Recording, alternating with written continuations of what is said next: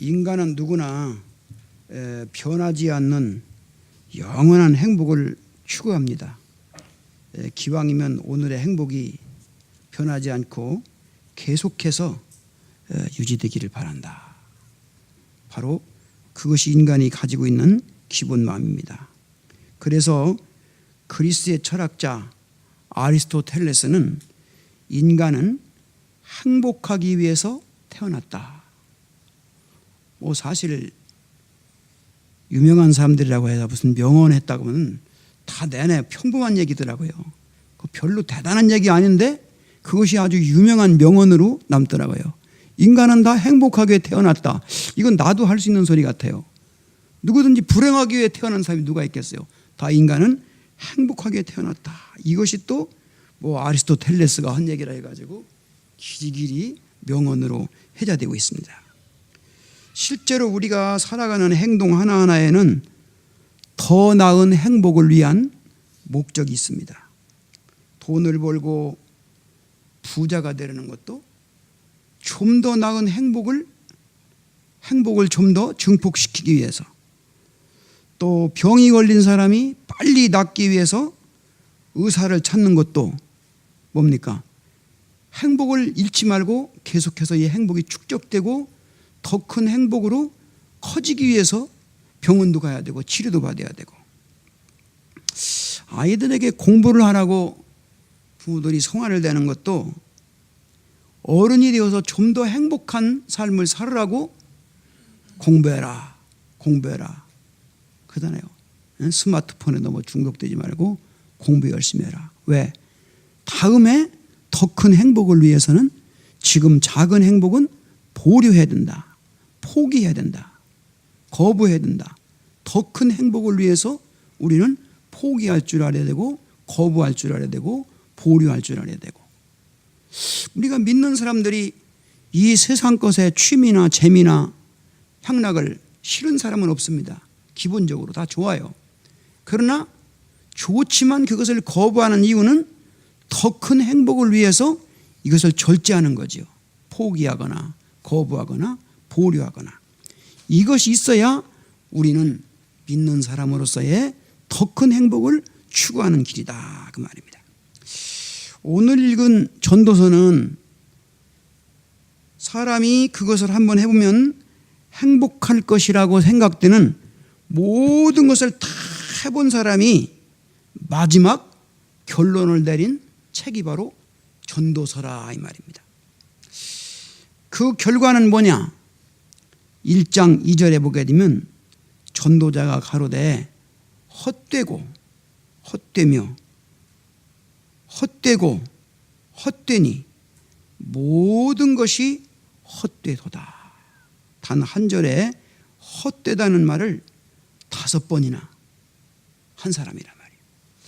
큰 집도 지어봤고 멋진 정원도 만들어봤고 과수원을 만들어서 그림 같은 생활도 해보았고 집에 연못도 만들고 분수대도 만들어보고 공부도 많이 했고 무엇이든지 말만 하면 척척 해결해 줄 수 있는 종들도 많이 거느려봤고 예쁜 여자들도 원 없이 한 1000명 이상 거느려봤고 잠도 자봤고 세상에서 해보고 싶은 것은 모두 다 해본 나머지, 그러나 거기에 그가 찾는 변하지 않는 영원한 행복은 없더라.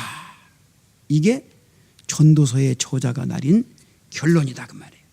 그러므로 모든 것을 다 해보고 난 후에 그가 말한 소감은 헛되고 헛되며 헛되고 헛되니 모든 것이 헛되도다. 상당히 좀 우리들에게 절망적인 것 같죠. 이렇게 행복하기 위해 모든 노력을 다 해봤지만 참 행복을 찾지 못한 것이 인간의 비극이더라. 사람들은 원하는 것을 손에 쥐면 행복해질 거라고 생각합니다. 많이 쌓고 많이 가지면 행복할 것이라고 생각을 합니다. 그래서 사람들은 고생을 덜하고 돈을 많이 벌 수 있는 방법을 계속 찾고 있습니다. 그러나 하루아침에 부자가 되어도 행복은 찾아오지 않습니다. USA라는 그 투데이지가 미국에서 발행되는 신문인데요. 여기에 기사를 보게 되면 미국 일리노주의 프랭크 카차피라고 하는 이런 사람에 대한 기사를 썼어요. 98년도에 있었던 일인데요. 파워볼 복권에 이 카파치가 당첨이 됐는데 평생토록 받을 수 있는 돈이 1억 9,500만 달러예요. 그런데 일시금으로 받게 되면 세금을 제하고 6,700만 달러를 그가 받게 되었어요. 그래서 약 한 800억 한국 돈으로 800억 정도를 일시불로 세금 다 제하고 받는 거예요. 이 사람은 이 엄청난 파워볼 복권을 수령을 했습니다. 그러나 그는 다른 사람들과는 달랐습니다. 일확천금에 손에 쥐었지만은 그는 예전과 똑같이 아주 겸손하게 살았어요. 이전처럼 골프장에 나가서 시간제로 일하고, 아들들도 만약 마음이 부풀고 들떠가지고 직장에서 사표를 낸다거나 그만두게 되면 상속에서는 국물도 없다, 죄버리겠다, 엄명을 받았습니다. 그래서 자녀들이 직장생활에서 아주 충실했습니다. 일확천금이 줄 수 있는 불행을 막기 위해 온갖 노력을 다했습니다. 그러나 큰돈에 문제가 따르는 것은 예외가 없는 법이었어요. 그는 이 돈을 가졌기 때문에 친구들을 멀리해야 됐습니다. 우선 자기가 놀던 그 지역에서는 빨리 이사를 가였습니다. 또 비방과 각종 요구에 시달리고 여기저기에서 이제는 기부금 협찬이 들어와 가지고 도저히 견딜 수가 없는 거예요. 그래서 전화번호부에서 아예 자기 이름을 삭제를 했습니다. 게다가 단골 술집의 바텐더 부부는 각각 100만 달러를 요구하는 소송을 제기했어요. 이 복권을 어느 술집 주인이 사준 것인데 그때 말하기를 복권이 만약에 당첨이 되면 내가 100만 달러를 주기로 구두를 약속을 했는데 손에 돈을 쥐니 아까워서 1만 달러를 주고야 말았어요. 그러니까 이 술집 주인이 100만 달러씩 부부에게 준다고 했으니까 200만 달러를 내놓으라고 법원에 청구를 했습니다. 치사하다는 비난과 지루한 공방을 피할 수 없게 된 카파차는 더 많은 일들이 일어나서 사는 것이 너무나 복잡하다고 그랬습니다. 그렇다고 옛날 행복을 되찾기 위해 이왕 얻은 돈을 한꺼번에 왕창 어디다 기부할 만한 그러한 사람도 아니었습니다. 버릴 수도 없고 가지고 있으면 골치 아픈 것이 한두 가지가 아니었습니다. 아마 여러분들 지금 당장에 10억짜리 복권만 하나 당첨되면 모든 문제가 나는 해결될 것이다. 에?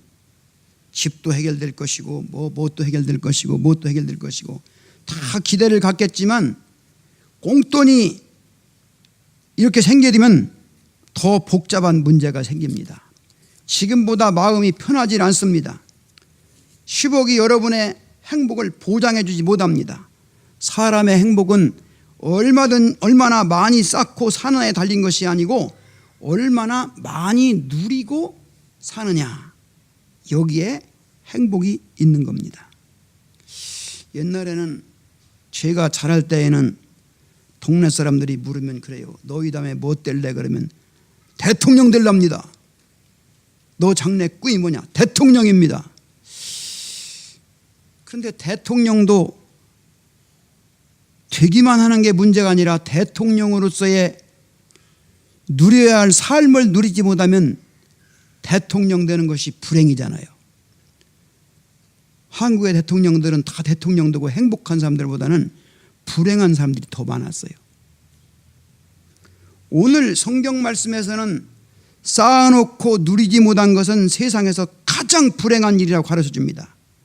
2절에 보면 어떤 사람은 그 심령의 모든 소원에 부족함이 없어 재물과 부여와 존귀를 하나님께 받았으나 능히 누리게 하심을 얻지 못하였으므로 다른 사람이 누리나니 이것도 헛되어 악한 병이로다. 넉넉한 재물과 부유함과 존귀를 가지고 있으면서도 그것을 누리지 못하는 인생은 불행하다. 6장 6절에 저가 비록 천년의 갑절을 산다 할지라도, 천년의 갑절이 몇 년입니까? 2000년 하네요. 2000년을 산다 할지라도 낙을 누리지 못하면 마침내 다 한 곳으로 돌아가는 것 뿐이니라. 본문의 저자는 행복이 될 수 있는 모든 조건을 다 갖췄다겠죠.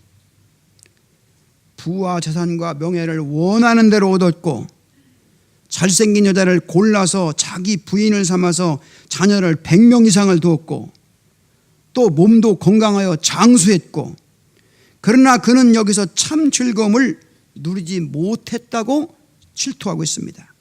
즐거움을 얻지 못한 이유를 7절에 설명하는데, 사람의 수고는 다 그 입을 위함이나 그 식욕은 차지 않느니라. 이런 것들이 사람을 만족시켜주지 못하고 있기 때문에 즐거움을 찾을 수가 없다.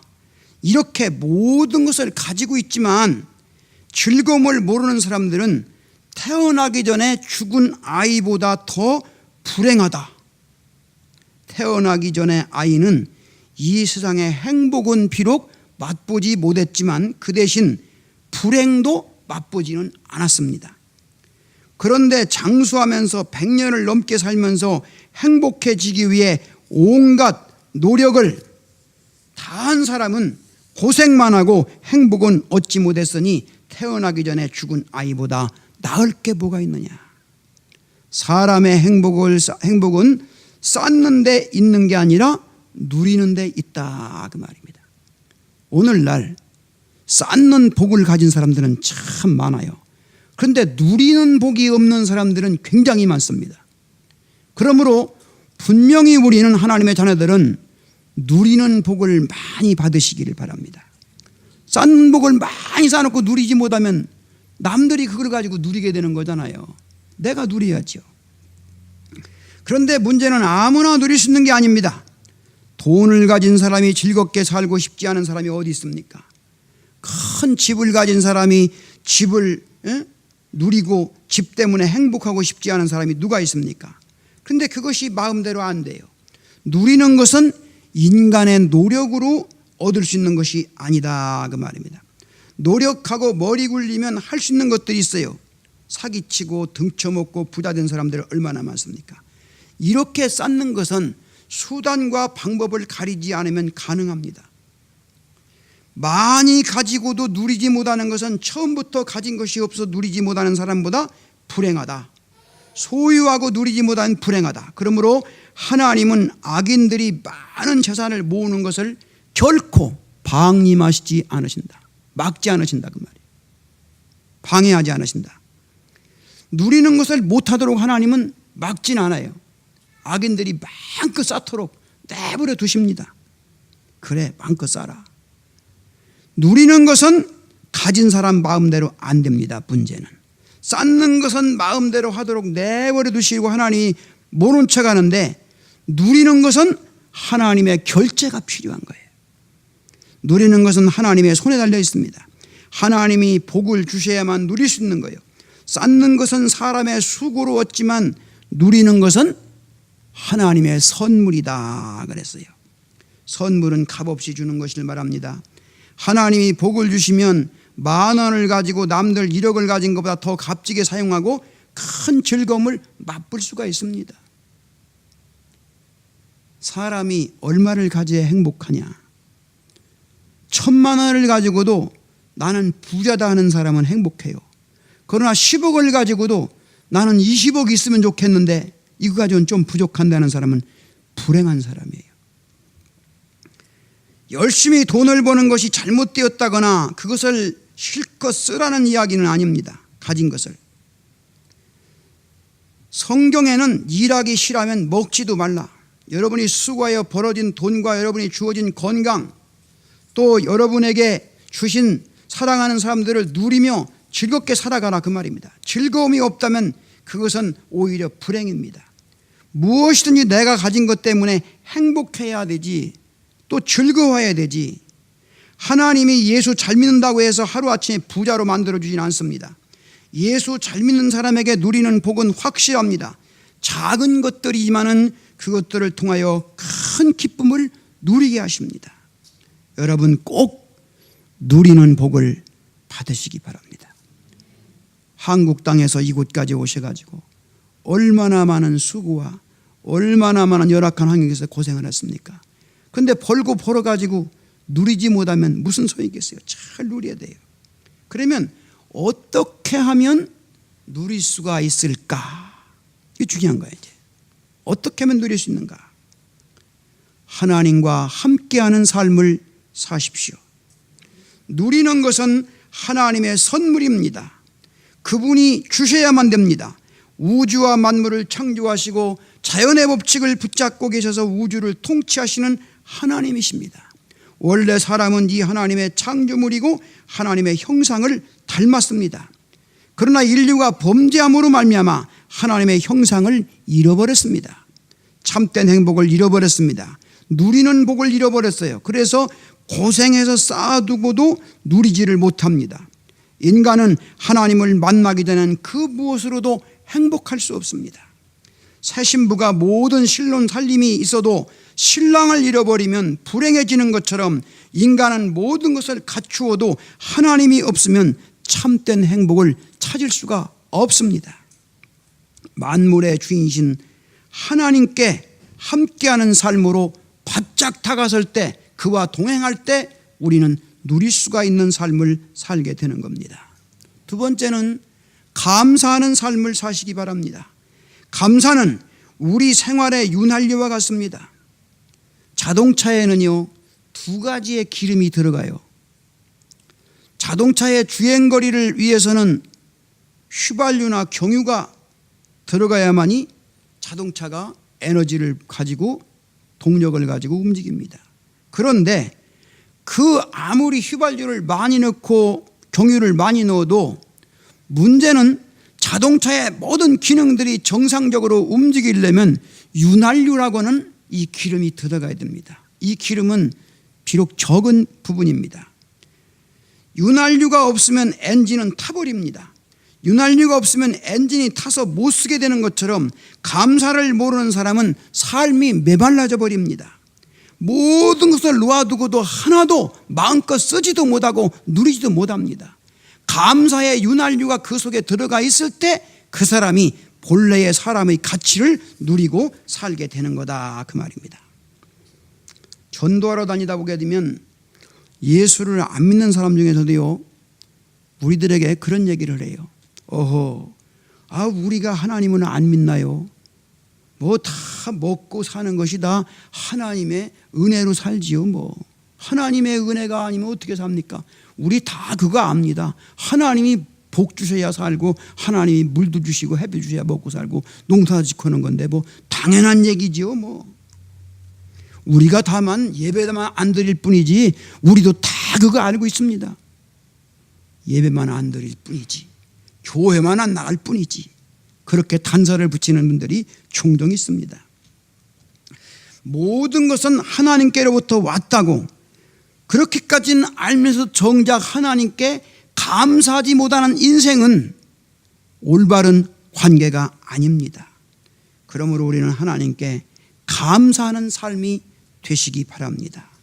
사람에게도 감사하고 부모님께도 감사하고. 요즘은 부모님께 감사를 소홀히 하는 사람들이 많잖아요.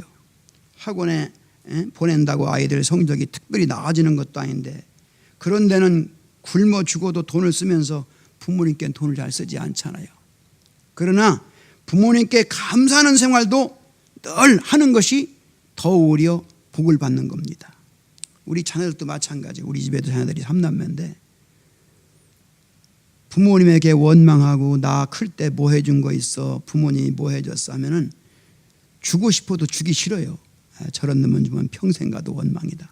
그런데 어머니 아버지 날 낳아준 거 감사해요. 지금까지 돌봐준 거 감사해요. 어려운 환경 속에서 키워준 거 감사해요. 그러면 자꾸 주고 싶은 게 생기더라고요. 감사한 마음이 생기면. 그래서 우리는 늘 감사하는 마음. 남편들이 힘들게 밖에 돈을 벌어 줍니다. 참 고맙다고. 아내가 남편에게 고맙다고. 당신이 수고해서 얻은 돈을 가지고 또 우리가 살게 되었느라고. 또 가정에서도 이렇게 가정의 살림을 잘 해줘가지고 우리 자녀들이 이렇게 잘 자라고 이렇게 우리 집에 안정됐으니 아내가 정말 고맙다고. 자녀들 공부 잘해주고 잘 커져서 고맙다고. 큰 병 걸리지 않은 것도 감사하고. 부모님 앞에 건강하게 자라만 줘도 얼마나 감사한지 몰라요. 저는 대수술을 해가지고 3번째가 큰 병원에 대학병원에 입원해 봤는데요. 그때마다 간호사들이 묻는 것이, 자고 나면 이렇게 간호사들이 한번 회전을 해요. 회진 싹 돌을 때, 의사들 같이 돌 때, 어르신 나왔어요? 뭐가 나와요? 가스 나왔어요? 가스 나왔어요. 가스가 뭐예요? 가스가 한마디로 방구 나왔느냐 그거예요. 방구 나왔느냐. 그런데 이틀 가도 안 나오고 사흘 가도 안 나오면요, 의료진들이 긴장을 해요. 그 가스 나왔냐 물어요. 그래서 지금 생각하면 이야, 방구 한 번 끼는 것도 그렇게 얼마나 고마운지. 응? 그래서 여러분들 방구 잘 끼는 것도 흉볼 게 아니야. 아이고 우리 새끼 건강해서 방구 잘 끼는구나. 이거 안 끼면 큰일 나.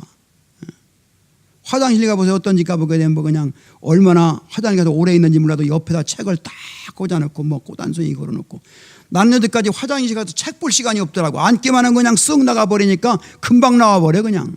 얼마나 감사한지 몰라. 근데 어떤 사람들은 그냥 앉아가지고 책 보지 뭐 그냥 이어폰 듣지 온갖 노래 하더라도 안 나오고 앉았으니 이거 얼마나 불행이야. 그래서 여러분들 화장실 아침에 한 번 가는 것도 여러분들이 얼마나 감사한 조건이 많은지 몰라요. 예? 건강한 것 자체도 감사하다 그 말이에요. 예. 저는 지금 둘째 딸네 집에 와 있습니다만 아침에 일과가 뭐냐, 애손자 학교 가는데 손잡고 걷다가 오다가 거기 이제는 앞에 공원이 있습니다. 공원에서 이제는 몇 바퀴 돕니다. 산책도 합니다. 근데 거기서 나는 감사가 나오더라니까. 공원을 쳐다보면 그 넓은 초원을 딱 바라보면서 그냥 가슴을 탁 열고 벤치에서 기도를 하면, 하나님 아버지, 내가 뉴질랜드에 와가지고 풀 한 포기를 심었습니까? 저 앞에 있는 새들한테 먹이 한 번을 줬습니까? 새장 하나를 갖다 놓고 저들을 기르기를 했습니까? 앉기만 하면 새들이 쫙 와가지고 앉아서 모이를 먹고, 또 이제는 푸른 풀이 쫙 펼쳐져 가지고 그냥 가슴이 탁 열리고, 이게 모두가 다 하나님이 내게 주신 선물이, 이게 다 누리는 거더라니까. 이게 누리는 거. 이걸 못 누리면 소용이 없어. 다 누리는 거예요. 이게 다 보면 누리는 거예요. 누리는 축복이 얼마나 소중한지 몰라요. 하나님께 감사하는 마음으로 감사하는 거, 또 몸으로 감사하고, 교회에 나와서 예배를 드리고 그 말씀을 실천하고 살아가는 거, 또 물질로 감사하는 거.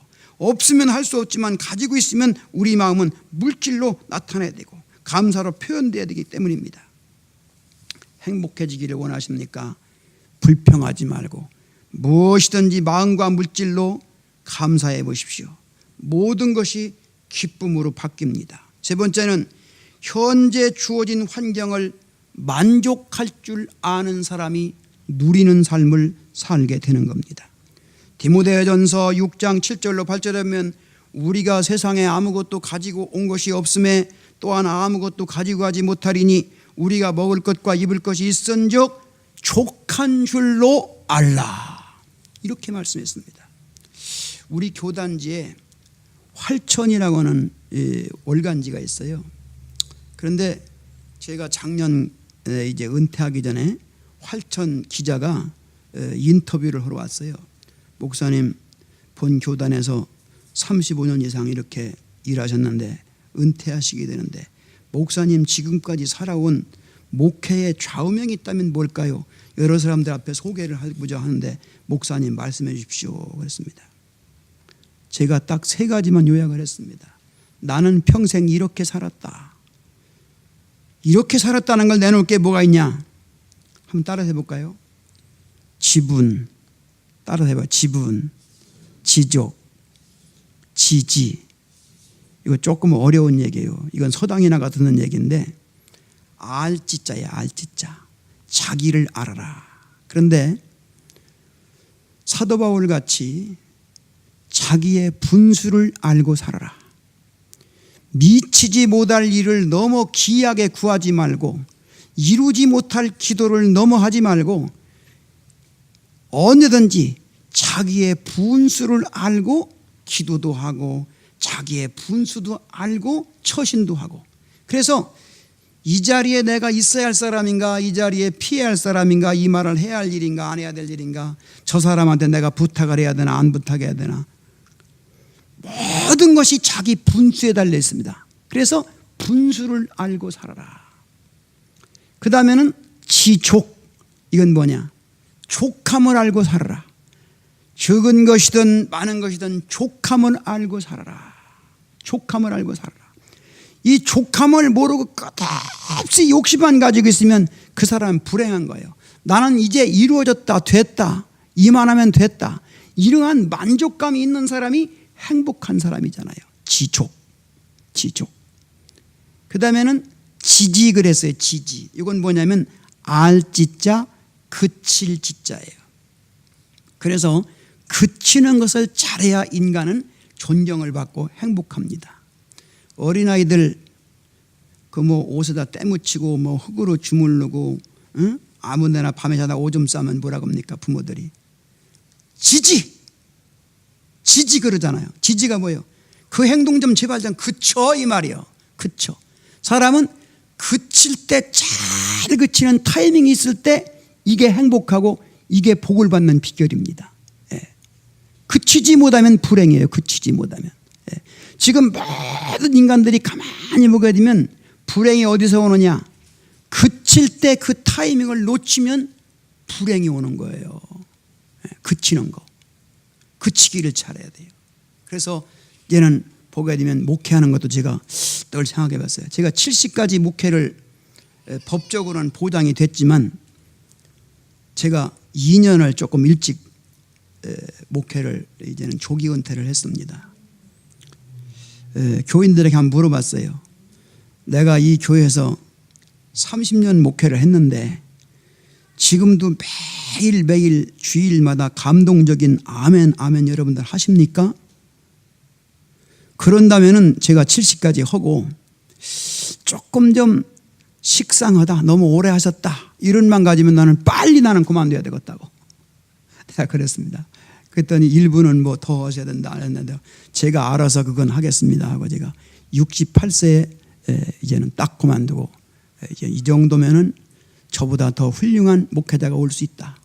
또 그리고 저만 해도 벌써 이제는 전형적인 목회자지 신세대 목회자는 아니다. 그래서 젊은 사람들이 와서 교회를 이끌어주는 것이 좋겠다. 그래서 딱 이제는 은퇴 선언하고 나와보니까 오늘 그렇게 하니까 여러분들을 또 만나게 되고 이구되어서 여러분들에게 말씀 전할 수 있는 거 아니에요. 그래서 누리는 복은 어디서 오느냐? 이렇게 하나님께 함께하는 삶, 그리고 감사하는 삶, 그리고 환경을 만족하게 여길 줄 아는 삶, 이것이 쌓는 복보다 누리는 복을 더 많이 가질 수 있는 축복의 원천이고 지름길이다. 여러분들 다 공감하시고 아멘 하시면서 남은 생에 꼭 지분, 지족, 지지, 이 세 가지가 우리의 삶의 가장 행복의 지름길이고, 또한 이것은 저 개인의 좌우명이기도 했지만 오늘 이제 참된 교회 모든 성도들에게 일생을 살아가는 동안 언제나 누릴 수 있는 복의 통로가 되고 열쇠가 되시기를 주님의 이름으로 축원을 드립니다. 기도하겠습니다.